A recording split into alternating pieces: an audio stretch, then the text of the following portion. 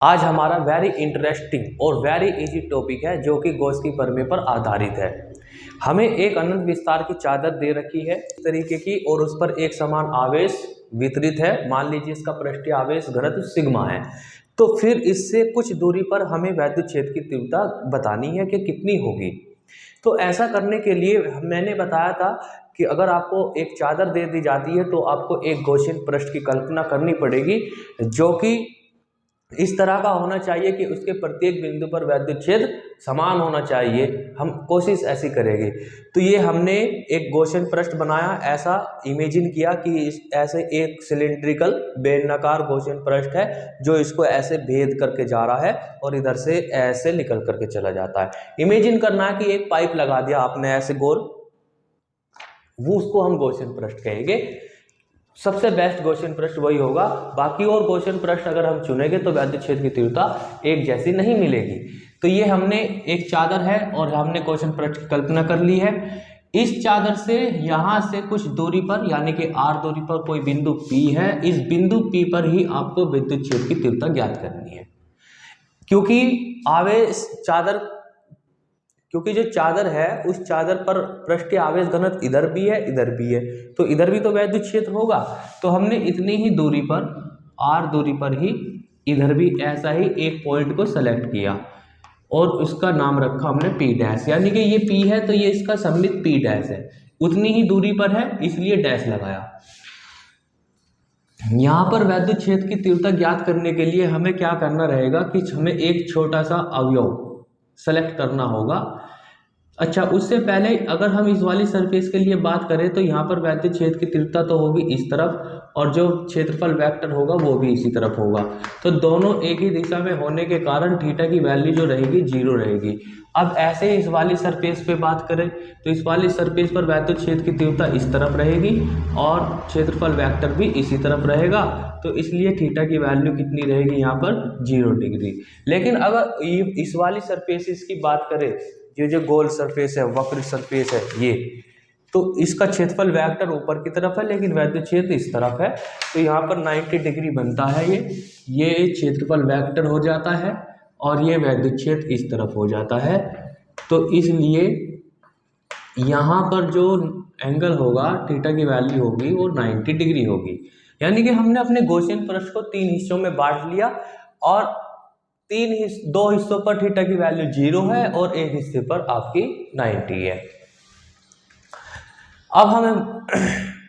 अब हम इस संपूर्ण सतह से निकलने वाला फ्लक्स की गणना करते हैं। उसको हमें 3 भागों में करनी रहेगी क्योंकि हमने अपने गॉसियन सरफेस को 3 भागों में कट किया है। तो नंबर 1, गॉसियन पृष्ठ से निकलने वाला वैद्युत फ्लक्स क्लोज सरफेस है तो मैंने क्लोज का निशान लगा दिया यहाँ पे। E into D A cos theta, ये हमारा फॉर्मूला होता है। अच्छा, अब हम इसको 3 भागों में कट कर लेते हैं। मान लीजिए इसका ये फर्स्ट पार्ट है, ये सेकंड है और ये थर्ड पार्ट है। तो हमने इसको 3 पार्ट में डिवाइड कर लिया। इसको क्लोज को तोड़ रहे हैं तो ये तोड़ दिया हमने। अब क्लोज का निशान नहीं लगाएंगे। 1 E D A cos theta, first वाली सरफेस पर थीटा की वैल्यू कितनी है तो वहां पर हमको दिख रही है 0। ऐसे ही दूसरी सरफेस के लिए बात करते हैं तो यही फॉर्मूला रहेगा डी ए कॉस, दूसरी सरफेस पर वैल्यू है थीटा की 90। तीसरी surface E D A cos theta, theta की वैल्यू तीसरी पर 0। अब ये टोटल मिलाकर जब हम इसको सोल्व करेंगे तो ये तो हो जाएगा 0 और क्योंकि कोस 90 की वैल्यू 0 और कोस 0 1 तो ई डी ए तो जितना ये उतना ये, तो किसी एक का ट्वाइस लिख देंगे हम यहाँ पर, twice of E D A, क्योंकि ये तो 0 हो चुका है, सिर्फ ये और ये बचा, ये दोनों ऐड होकर के ई डी ए बन गया। ठीक है, अब इसके बाद आगे आते हैं 2। ई तो एक समान रहेगा। इसके हर एक बिंदु पर ई की वैल्यू एक जैसी रहेगी, इधर भी ई एक जैसी रहेगी, इसलिए ई को इंटीग्रेशन से बाहर कर दिया और आपका बचा सिर्फ D A, integral of D A. अब नेक्स्ट लाइन में ये डी ए क्या है, ये क्षेत्रफल है। कहाँ का क्षेत्रफल है ये वाला क्षेत्रफल, छोटा सा क्षेत्रफल, ये आपने सेलेक्ट किया। और इंटीग्रेशन क्या कह रहा है कि आपने ये सारे क्षेत्रफल जोड़ रहे हो, आप इन सबको ऐड कर रहे हो। तो जब हम इन सबको ऐड कर देंगे यानी कि डी ए का इंटीग्रेशन जो होगा वो कंप्लीट ये क्षेत्रफल होगा, ये कंप्लीट क्षेत्रफल होगा।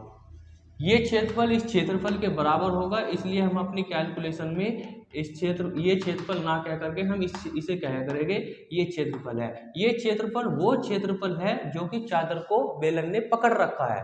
बेलन ने जिस क्षेत्रफल को ऐसे पकड़ा वो क्षेत्रफल है ये, क्योंकि ये इसके बराबर है।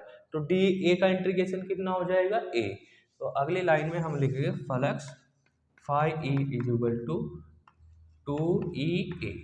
तो ये फ्लक्स आपको मिलता है, आपने जो कैलकुलेशन की E D A cos theta लगा करके आपको इतना फ्लक्स मिलता है। अब गॉस क्या कह रहा है, गॉस की प्रमेय के अनुसार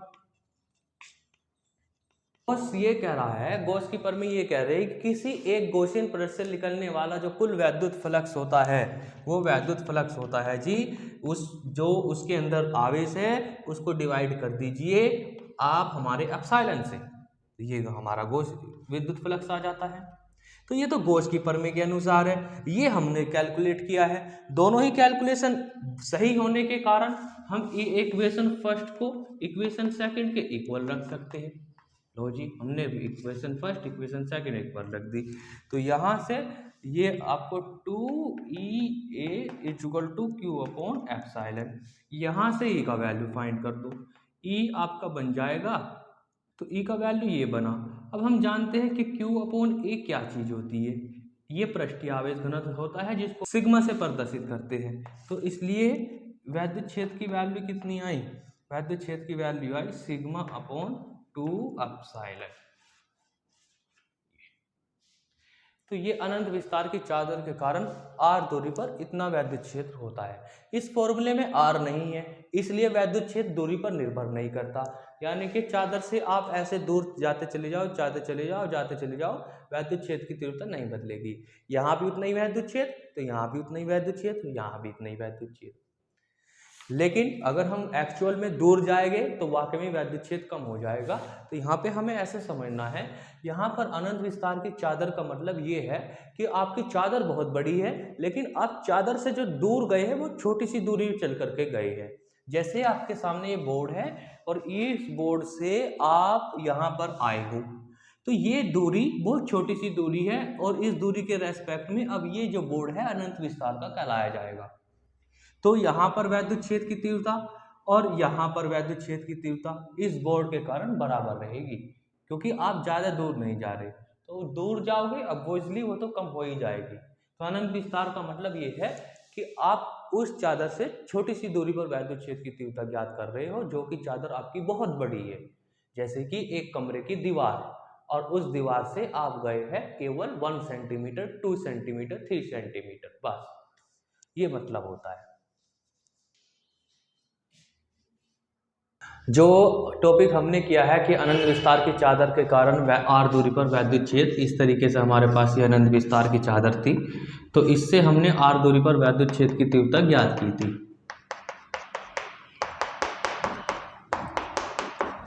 r दूरी पर जो वैद्युत क्षेत्र आया था आपका, वो आया था E सिग्मा अपॉन 2 एप्सिलॉन।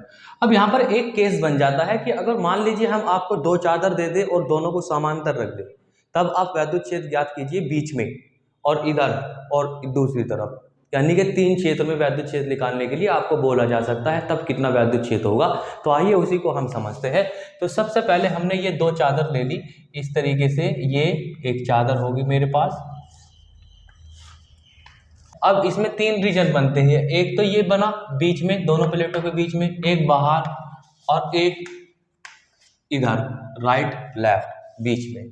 तो यहाँ पर कितना वैद्युत क्षेत्र बनाएगी ये वाली प्लेट, पहली प्लेट मान लीजिए इस वाली प्लेट का नाम है प्लेट 1 मान लीजिए इसे, और ये प्लेट 2 है आपकी, और रीजन हमने रीजन के नाम रख देते हैं हम, ये ए रीजन है, ये बी और ये सी रीजन है। तो ए रीजन में ये वाला वैद्युत क्षेत्र कितना बनाएगी, इसका वैद्युत क्षेत्र इधर की तरफ होगा क्योंकि प्लस की चादर है, प्लस के कारण वैद्युत क्षेत्र इस तरफ होगा बाहर की तरफ। तो E1 आपका होगा सिग्मा अपॉन 2 एप्सिलॉन। अब ये भी तो एक प्लेट है, इसका भी वैद्युत क्षेत्र इसी तरफ होगा, और क्योंकि दूरी पर तो निर्भर नहीं करता, चादर का वैद्युत क्षेत्र दूरी पर निर्भर नहीं करता, तो इसलिए इसका भी वैद्युत क्षेत्र यहाँ पर इतना ही आएगा, इसी दिशा में E2 भी इतना ही आएगा, सिग्मा अपॉन 2 एप्सिलॉन नॉट। तो कुल वैद्युत क्षेत्र कितना हुआ, नेट इलेक्ट्रिक फील्ड कितना आ जाएगा, ये आ जाएगा आपका सिग्मा अपॉन 2 एप्सिलॉन और प्लस सिग्मा अपॉन 2 एप्सिलॉन। क्योंकि एक ही दिशा में है तो इनको हम ऐड कर देंगे, दोनों वैद्युत क्षेत्र एक ही दिशा में है, तो नेट वैद्युत क्षेत्र आता है आपका सिग्मा अपॉन एप्सिलॉन। इसको सोल्व करेंगे, ये आएगा। सेम ऐसे ही अगर हम इधर की बात करें तो इसका वैद्युत क्षेत्र इस तरफ होगा और उसकी वैल्यू कितनी रहेगी, E2 की वैल्यू रहेगी आपकी सिग्मा अपॉन 2 एप्सिलॉन।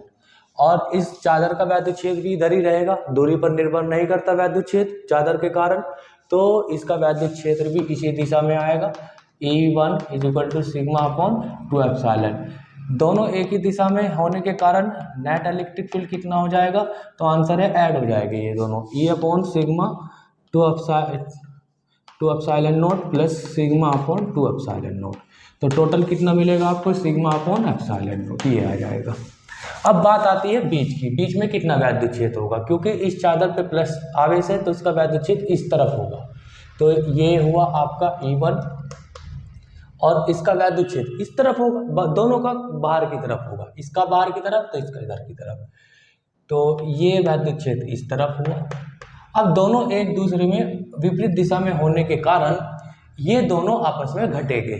हम जानते हैं E1 की वैल्यू कितनी होती है, E1 की वैल्यू होती है सिग्मा अपॉन 2 एप्सिलॉन नॉट, और E2 की भी कितनी होती है, बिल्कुल same sigma upon 2 epsilon not. क्योंकि ये एक दूसरे के विपरीत है तो एक के लिए माइनस यूज कर लेंगे, नेट इलेक्ट्रिक फील्ड कितना आ जाएगा, नेट इलेक्ट्रिक फील्ड आ जाएगा आपका E1 माइनस के E2। माइनस क्यों कर रहे हैं, पता चल गया होगा, विपरीत होने के कारण। तो ये दोनों को आप ऐड करोगे, प्लस माइनस होने की वजह से खत्म, ये आ जाएगा आपका नेट इलेक्ट्रिक फील्ड 0। तो बीच के क्षेत्र में कोई वैद्युत क्षेत्र नहीं होता अगर दोनों चादर आवेशित है, दोनों चादर धन आवेशित है, तो बीच में कोई वैद्युत क्षेत्र नहीं होता, उनके आजू बाजू में वैद्युत क्षेत्र जरूर होता है। ऐसे ही अगर एक प्लेट प्लस की और एक प्लेट माइनस की करती जाए तब क्या होगा, तब बीच में वैद्युत क्षेत्र आएगा और इधर वैद्युत क्षेत्र नहीं आएगा। इसको आप अपने आप से बना करके भी देख सकते हो, या इसको मैं यहीं पे बना देता हूं, देखो ये क्या,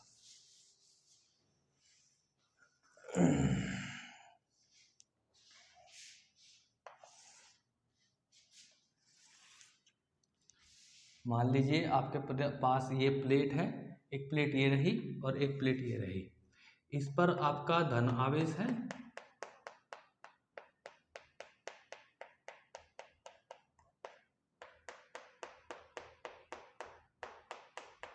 और इस वाली प्लेट पर ऋण आवेश है, तो इसका वैद्युत क्षेत्र बाहर की तरफ होगा, इस तरफ, इसको 1 प्लेट मान लीजिए, इसको 2 मान लीजिए, ये रीजन बाहर, तो इसका वैद्युत क्षेत्र इस तरफ E1 बाहर की तरफ, और वैल्यू कितनी रहेगी सिग्मा अपॉन 2 एप्सिलॉन नॉट।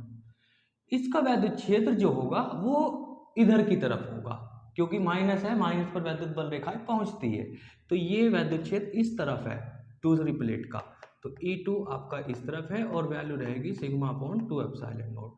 तो इस वाले रीजन में एक वैद्युत क्षेत्र इस तरफ और एक वैद्युत क्षेत्र इस तरफ, तो इसलिए नेट इलेक्ट्रिक फील्ड फाइंड करने के लिए हम इन दोनों को माइनस कर देंगे, E1 माइनस E2, और E1 माइनस E2 की वैल्यू सेम होने की वजह से ये दोनों आपस में कैंसिल आउट हो जाएंगे, 0 हो जाएगा।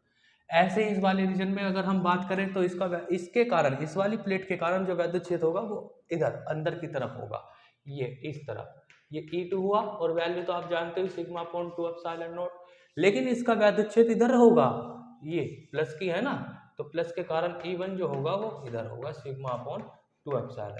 बिल्कुल वही कंडीशन हो रही है, एक वैद्युत क्षेत्र इस तरफ, एक वैद्युत क्षेत्र इस तरफ, तो नेट इलेक्ट्रिक फील्ड जो होगा आपका ये हो जाएगा आपका E1 प्लस E2, नहीं माइनस कर देंगे ना क्योंकि अपोजिट दिशा में है, लो जी, अब कितना आ जाएगा 0। यहां पर देखो बीच में बीच में इसके कारण वैद्युत क्षेत्र इस तरफ E1 और इसके कारण वैद्युत क्षेत्र भी इसी तरफ, क्योंकि माइनस पर वैद्युत बल रेखा पहुंचती है तो इस तरफ। अब ये दोनों एक ही दिशा में होने के कारण इनका होगा क्या, इनका होगा क्या, E1 कितना है आपका सिग्मा अपॉन 2 एप्सिलॉन नॉट होता है, E2 भी उतना ही होता है sigma upon 2 epsilon not. Net electric field कितना मिल जाएगा, नेट इलेक्ट्रिक फील्ड मिल जाएगा आपको, दोनों को ऐड कर दो क्योंकि एक ही दिशा में, तो दोनों को एक ही दिशा में ऐड करेंगे तो आपको मिलेगा sigma upon 2 epsilon only epsilon. तो बीच में वैद्युत क्षेत्र जब होता है जब एक प्लेट प्लस की एक प्लेट माइनस की हो तो बीच में वैद्युत क्षेत्र होता है, और जब दोनों प्लेट प्लस प्लस की या माइनस माइनस की होगी तो बीच में वैद्युत क्षेत्र नहीं होगा। आई होप आपकी समझ में आ गया होगा।